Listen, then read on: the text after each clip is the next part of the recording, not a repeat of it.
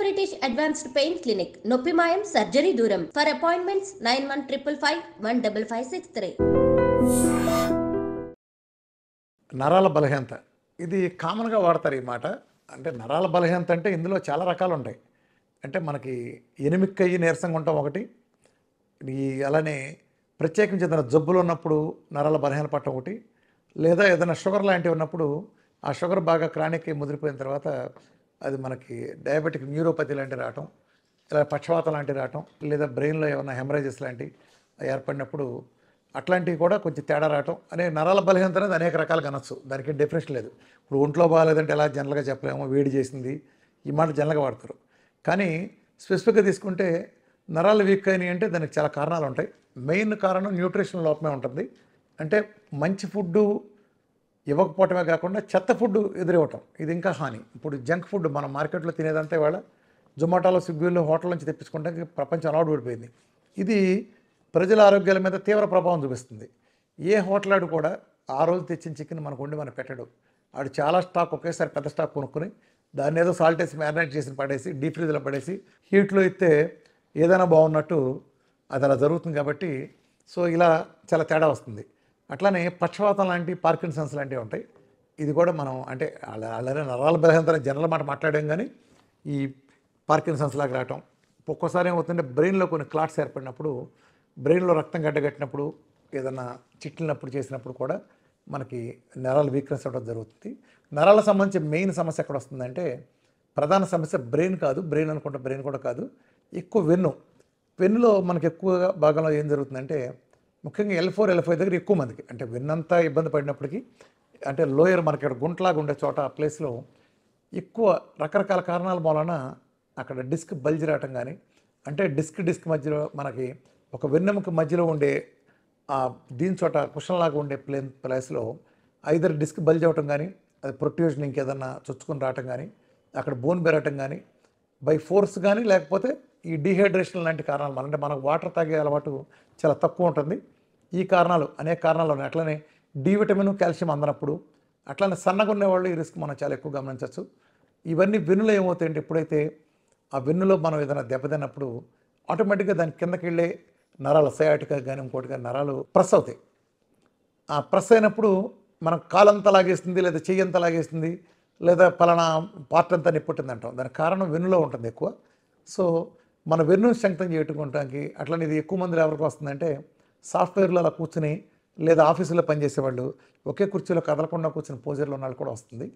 దీని సొల్యూషన్ ఏంటంటే, వెన్ను నొప్పి ఉన్నాళ్ళు నిదానంగా కొన్ని వెన్ను ఎక్సర్సైజ్ చేయాలి. వీళ్ళు రెగ్యులర్ ఎక్సర్సైజ్లు మాట పక్కన పెడితే, అది చేశారు చెప్పారు టైం ఉన్నా లేకపోయినా ప్రతిరోజు చేతులు ఇలా పైకి పెట్టి, యోగాలో మనం బేసిక్స్ చేస్తాం కదా, చిన్నప్పుడు మనం డ్రిల్ చేసినప్పుడు స్కూల్లో చదువుకున్నప్పుడు డ్రిల్ మాస్టర్ చేయించే బేసిక్ ఎక్సర్సైజ్లు, చేతులు రెండు పైకి పెట్టి కాళ్ళు దగ్గర పెట్టి ఒంగును మన కాళ్ళని అంటుకుంటే ట్రై చేయడం, స్లోగా ఈ ప్రాసెస్ అంతా చాలా నిదానంగా జరగాలి. ఎక్కడ మీరు స్పీడ్ వాడకూడదు.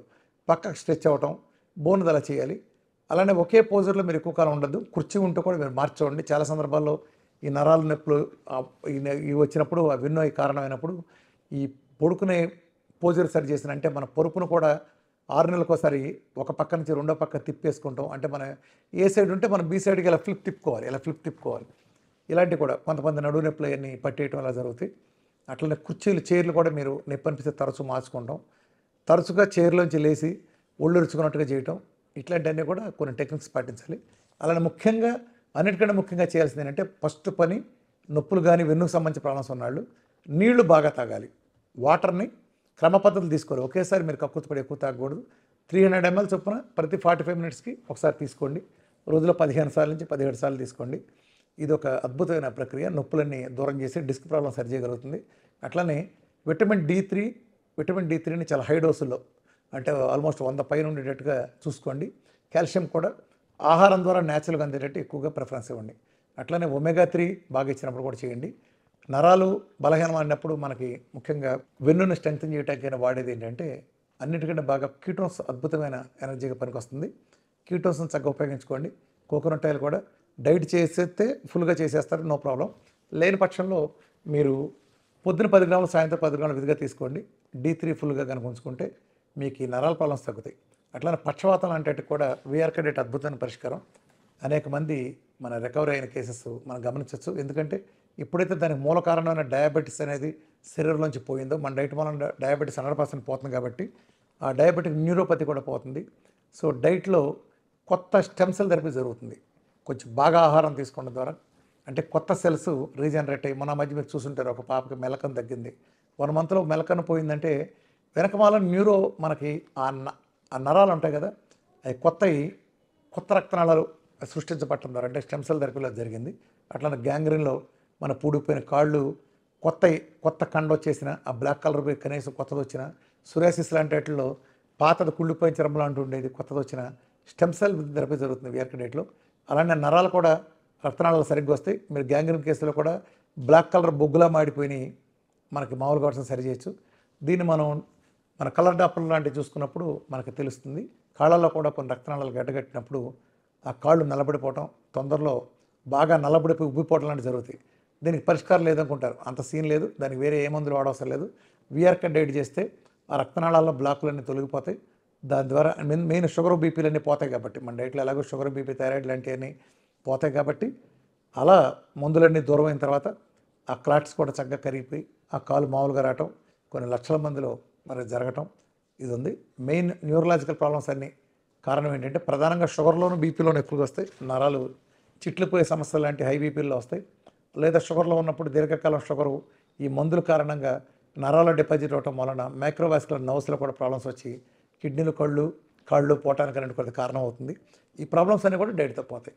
సో మీరు ఏ న్యూరోపతి ప్రాబ్లం ఉన్నా సరే ది బెస్ట్ సొల్యూషన్ ఏంటంటే ప్రకృతి మన ఇంట్లోనే ఆహారం ద్వారా లేదా న్యాచురల్ సప్లిమెంట్ల ద్వారా తగ్గించుకోవాలనుకుంటే VRK diet protocol is the best choice. థైరాయిడ్లో మనకి బేసికల్గా 2 రకాలు ఉంటాయి. ఒకటి లైఫ్ స్టైల్ థైరాయిడ్ ఇష్యూ, అట్లనే ఆటోఇమ్యూన్ డిసీజ్. ఏంటి రెండింటి తేడా ఏంటంటే మామూలుగా మనకి ఇక్కడ థైరాయిడ్ గ్లాండ్ ఉంటుంది, ఇక్కడ సీతాకోక చిలకలాగా. ఇది మన శరీరంలో మెటబాలిజం యాక్టివిటీని రెగ్యులేట్ చేసే T3T4 అనే హార్మోన్స్ని రిలీజ్ చేస్తుంది. ఇది కనుక ఎక్కువ ఉంటే మనం అంటే పరిధిని దాటి పెరిగితే ఓవర్ యాక్షన్ చేస్తాం. అలానే పరిధి కనుక తక్కువగా లోబడి ఉంటే మనం నీరసంగా డల్ అయ్యి దేవుడు అన్నట్టు ఉంటాం. ఈ రెండు కూడా మన శరీరాన్ని మెటబాలిక్ రేట్ని ఇబ్బంది పెట్టాను సార్. దీన్ని సెట్ చేసుకుంటానికి ప్రకృతిలో ఒక మార్గం ఉంది. హైపోథాలమస్ ఆదేశాలతో మనకి వీటి పిట్యూటరీ గ్లాండ్ నుంచి థైరాయిడ్ ఈ అవకతవకలను సరిచేయడం కోసం ప్లస్ దీన్ని స్టిమ్యులేట్ చేయడానికి థైరాయిడ్ స్టిమ్యులేటింగ్ హార్మోన్ ఒక హార్మోన్ వస్తుంది. ఈ హార్మోన్ రిలీజ్ ఎలా ఉంటుందంటే ఇక్కడ కనుక ఎక్కువ ఓవర్ యాక్షన్ చేస్తుంటే అక్కడ తక్కువ బ్యాలెన్స్ చేస్తుంది. ఇక్కడ కనుక తక్కువ మనం అండర్ పెర్ఫామ్ చేస్తుంటే అది ఎక్కువ రిలీజ్ అయ్యి బ్యాలెన్స్ చేసుకోవడానికి శరీరం ప్రయత్నిస్తూ ఉంటుంది. ఈ ప్రాసెస్లోకి ఎండోక్రైనాలజిస్టులు దూరి అంటే ఇక్కడ వాళ్ళ పాయింట్ ఏంటి, TSH T3లో తేడా ఉంది. పాయింట్ ఉంది, T3లో తేడా ఉంటే TSH సరి చేసుకుని ట్రై చేస్తుంది.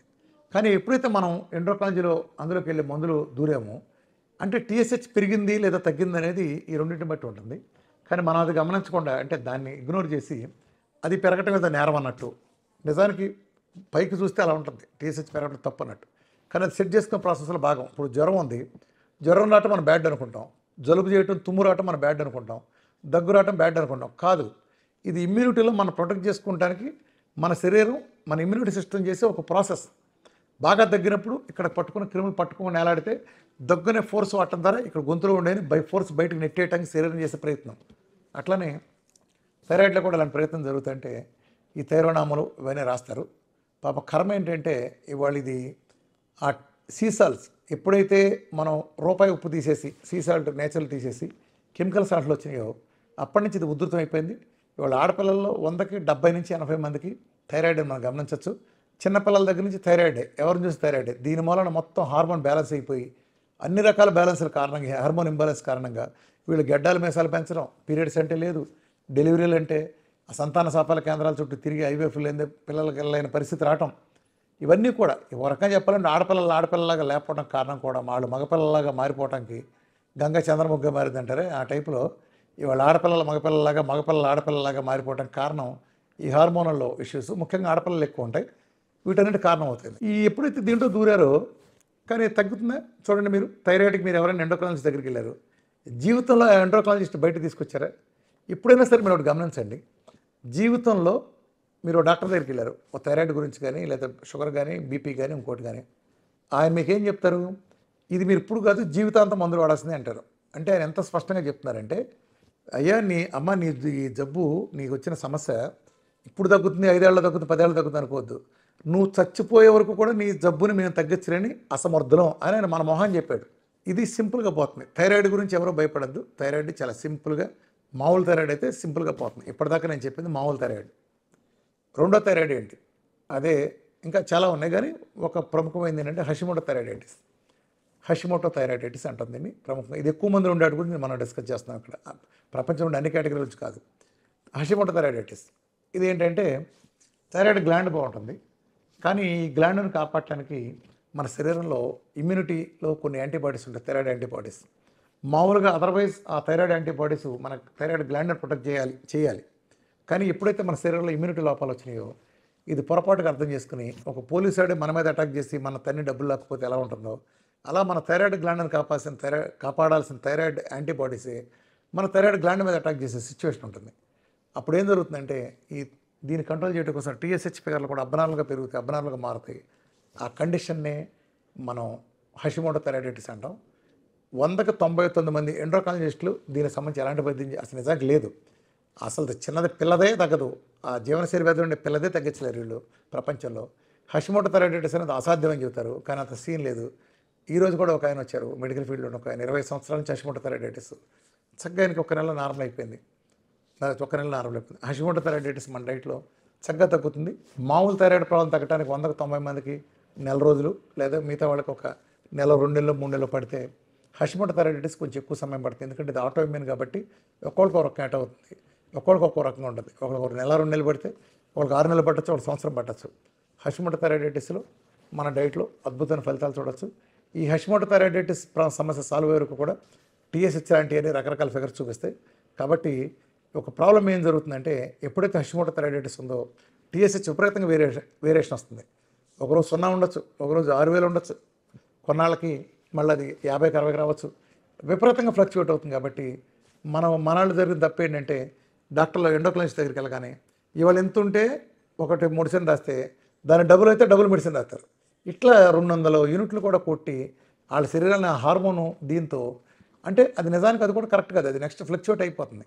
ఆయన ఎప్పటికప్పుడు వీళ్ళు ఫిగర్లు మార్చడం ద్వారా జీవితాల సర్వనాశనం అయిపోతున్నాయి. వాళ్ళు ఎందుకు పని రాకుండా అయిపోతున్నారు. అది సమస్త రోగాలకి దారితీస్తుంది. టోటల్గా హార్మోన్స్ వ్యవస్థ మొత్తం అదుపు తప్పే పరిస్థితి వస్తుంది. కాబట్టి ఆ దౌర్భాగ్యపు మందుల చెరలో, ఆ దౌర్భాగ్యపు మందులు, ఆ నికృష్ట మందులు ప్రపంచంలో ఒక్కడొక్కడ తగ్గించని ఆ నికృష్టపు మందుల నుంచి బయటపడాలంటే ఖచ్చితంగా వీఆర్కే డేటు 1000% సొల్యూషను ఖచ్చితంగా చేయండి.